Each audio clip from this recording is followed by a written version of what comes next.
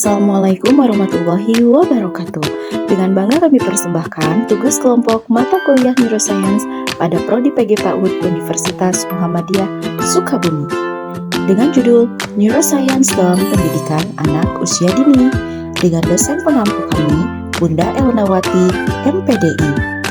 Kelompok kami beranggotakan Wiyanita, Mia Agustina, Faridah, Nur Aini, Siti Hindun, Juartini, Hilmia, Neng Lena, Reni Susilawati, Rinawati, Sulastri, dan Yeni Yuningsi. Selamat menyaksikan. Neuroscience merupakan satu bidang kajian mengenai sistem syaraf yang ada di dalam otak manusia.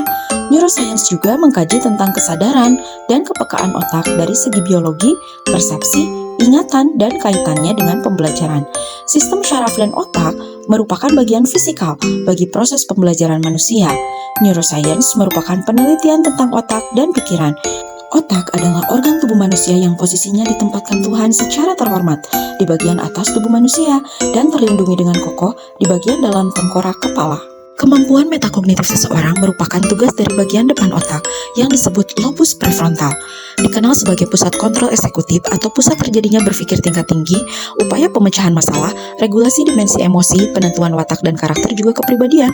Oleh karena itu, pengelolaan pembelajaran di kelas dapat memperhatikan masa peka anak yang mendukung proses metakognitif seperti kontrol emosi, kognitif, dan motorik. Namun, tahukah teman-teman ada beberapa kasus stres pada anak usia dini, baik berupa stres normal, stres yang dapat ditoleransi, ataupun stres toksik yang mempunyai efek parah yang berkepanjangan dan signifikan terhadap perkembangan otak anak.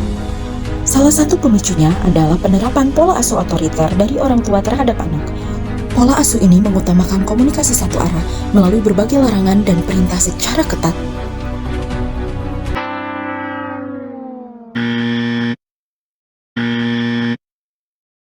Pola asuh tersebut tentu saja salah. Yang anak-anak kita perlukan adalah pola asuh demokratis yang penuh kasih sayang dan menghargai seluruh pendapat anak-anak. Selain pola asuh, perkembangan otak anak usia dini dipengaruhi beberapa faktor, di antaranya nutrisi yang bergizi, stimulasi yang tepat, koneksi sosial yang menyenangkan, juga pendidikan yang baik. Setiap anak memiliki karakter otak yang berbeda-beda. Potensi tersebut harus bisa dioptimalkan dengan proses pendidikan yang sesuai. Salah satu metode yang menyenangkan untuk meningkatkan kecerdasan otak dan interpersonal pada anak adalah melalui metode bercerita.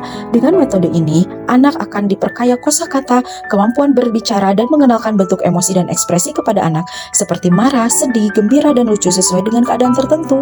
Metode pembelajaran student center yang menggunakan konsep kesederhanaan, lokalitas, dan budaya lingkungan mencerminkan kekhasan sekolah dengan mengembangkan model-model pembelajaran sesuai dengan minat anak. Hal tersebut dapat merangsang bagian otak sedini mungkin sehingga memungkinkan anak untuk menggali pengalamannya, menemukan berbagai peristiwa, dan memperoleh pengalaman nyata. Pendekatan pembelajaran yang memanfaatkan lingkungan alam, sosial, dan budaya dapat mengoptimalkan potensi afektif, kognitif, dan psikomotorik pada anak. Praktik pendidikan ini diyakini dapat mempengaruhi perkembangan otak anak, terutama dalam hal merangsang bagian otak yang berfungsi sebagai pusat berpikir. Otak bertanggung jawab atas penciptaan peradaban, seni, ilmu, bahasa, dan lainnya. Lebih dari itu, neuroscience menjadi alat untuk mengembangkan kurikulum. Bila dilihat dari integrasi pengembangan neuroscience dalam pembelajaran telah menghasilkan berbagai teori belajar berbasis otak. Otak merupakan tumpuan bagi perasaan dan juga perilaku. Potensi kecerdasan berkembang dengan pesat apabila orang tua, guru, dan lingkungan memahami neuroscience dan memberikan stimulan secara optimal. Stimulan tersebut dapat mempengaruhi kualitas anak dan memantau proses perkembangan kemampuan pada anak. Pada usia keemasan diharapkan orang tua dan guru PAUD bijak memberikan beragam stimulan. Pada masa ini anak tidak hanya diberikan pengalaman, tapi yang lebih utama difasilitasi dan distimulan untuk mengoptimalkan perkembangan kapasitas kecerdasannya. Pengalaman awal anak memiliki dampak besar pada perkembangan otak dan pembelajaran. Semakin banyak anak mendapatkan pengalaman, semakin banyak tumbuh neuron-neuron atau sel syaraf, sel dasar yang membangun otak dan sistem syaraf. Abad 21 dan era industri menuntut anak untuk mempunyai berpikir kritis, kreatif, kolaboratif, berkomunikasi, dan literasi teknologi.